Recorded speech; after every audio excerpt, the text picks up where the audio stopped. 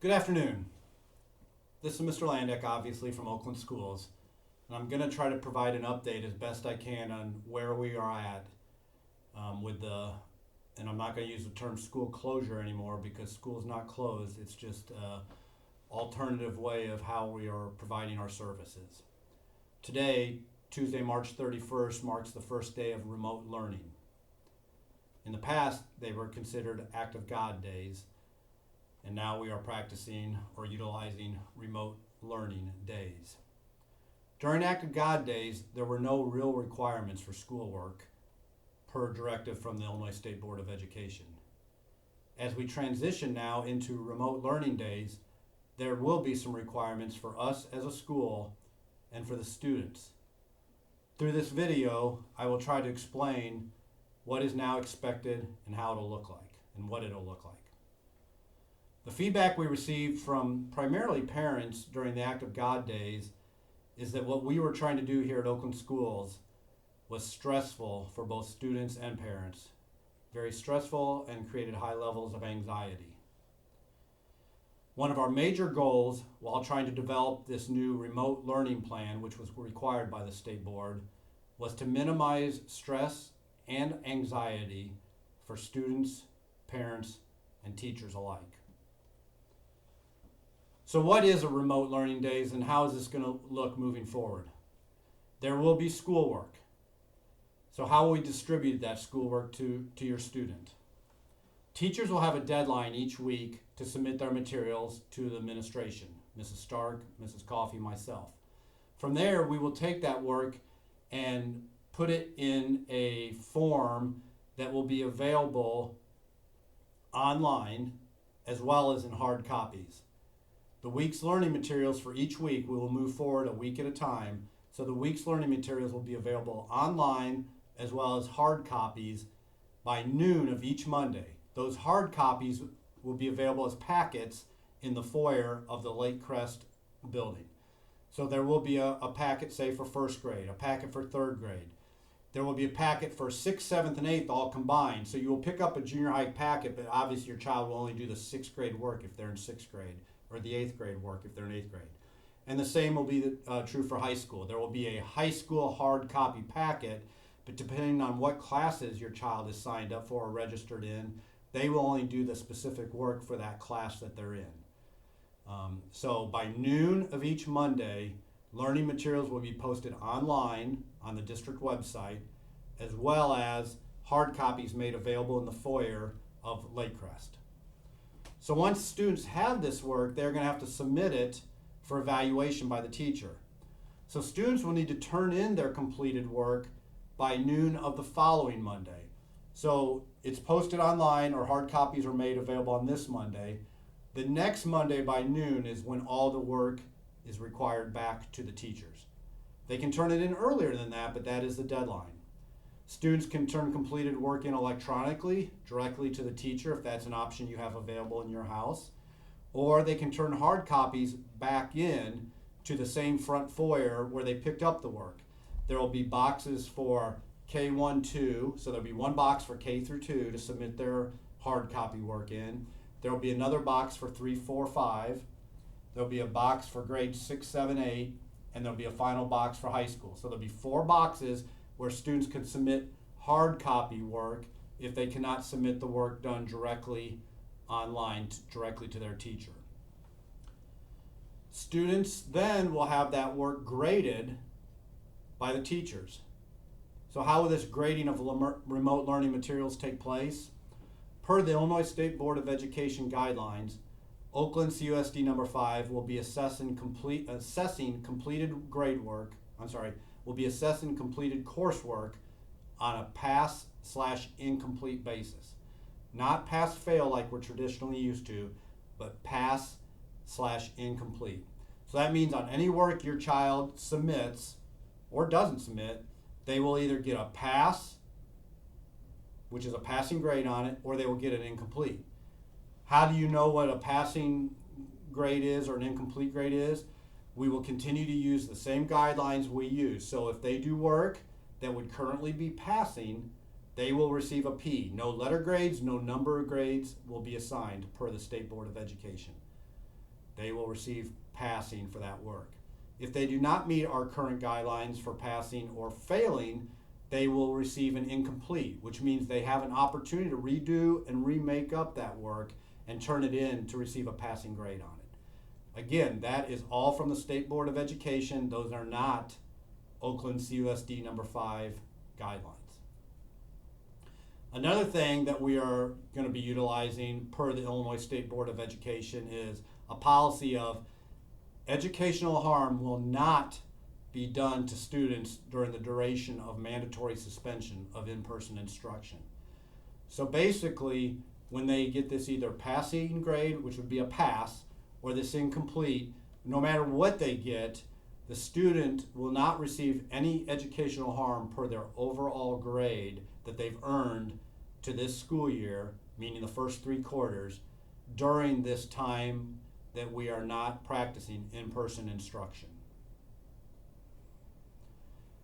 Once teachers grade the work, it will be returned either through the students electronically, or if they turn in hard copy packets, we can return that work back to students as well in the hard packet format.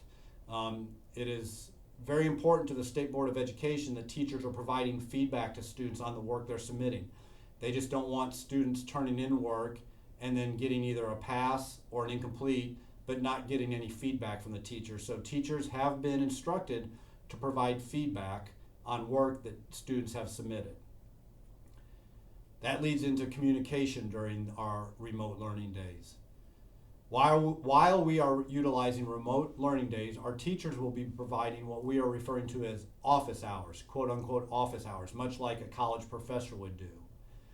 In the next day or two, we will have a schedule on the district website that will list each teacher's office hours. They are selecting 3 days a week, 2 hours each day for their office hours. During that time, teachers will be available for what I'm referring to as relatively instant response. So basically, if you email a teacher during that time, they should get back to you within 3 to 4 to 5 minutes, not an hour, not 2 hours later, but within minutes to answer your question to the best of their ability. They will basically be checking their email and reloading or refreshing the page every 5 or 6 minutes to see if they have a new email. That is during that 2-hour time frame, 3 days a week, that this will be available. You can still email teachers anytime, but please understand if you email them at night or over the weekend, you may not get an immediate response. During these dedicated office hours, you should expect to get an immediate response if you email them during that time. If you need more explanation of that, please feel free to reach out to myself, Mrs. Coffey, Mrs. Stark, and I think the teachers will be reaching out to parents and students alike to try to explain that a little better. Another constructive criticism and feedback we got during the Act of God days were that parents were getting information from multiple different sources in regards to what their child should be doing. And teachers have been instructed that any communication with parents done in grades K through 12 should be done through Teacherese. That is how we did it before all of this started, and that's how we're going to continue to do it. So if parents are trying to if teachers are trying to communicate with you, the parent, it will be through a message through Teacherese. If teachers are trying to communicate with their students in grades K through 5, that will be through the parent's Teacherese account as well. So we're asking that if Mrs. Childress in 3rd grade is trying to pass something on to one of her students, she will send that directly through you, the parent, and we're asking that you please pass it on to the student. Now in grades 6 through 12, those students who they use their own school email anyway and use that on a regular basis, teachers may try to communicate with students directly through their school email in grades 6 through 12. We understand not everybody has an opportunity to check their school email.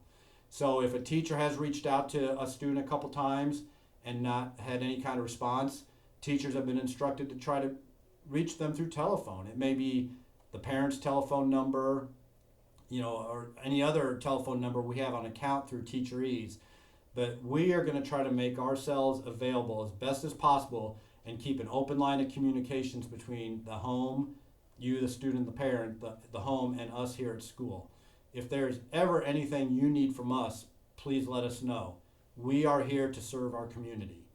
And on the same token, what we'll ask our teachers to do is to continue to reach out to our families and ask them if there's anything they need to do.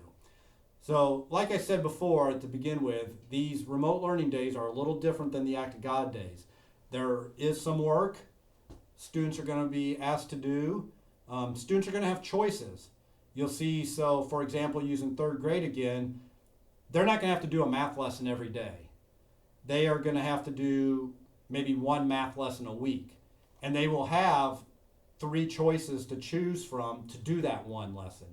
So I think you will see moving forward, these time requirements are going to be drastically reduced. Again, that is being done in an effort to minimize stress and anxiety on both the students and you, the parents. We understand that you are not full-time teachers. Your students are not full-time students right now, nor are teachers full-time teachers. During these remote learning days, the primary goal of Oakland's USD number 5 is to keep our students' minds and bodies actively involved. The example we used with the teachers today in meeting, we had 3 different meetings with different grade levels this morning, and the example we used was, think about what it's like when students come back from after the summer and the retention that they have, or what materials they've lost from basically say May 25th till August 20th. Now, because of the stay-at-home order and the order that schools have been told to use remote learning, we're not talking about from May 25th or 27th to August 15th anymore. We're talking all the way back to March 13th. So that gap is going to be huge. And what we are trying to do is close that gap so when our students do return, be it this year or next year, they have lost as little information as possible. We understand that this is not how public K-12 education was set up or meant to be.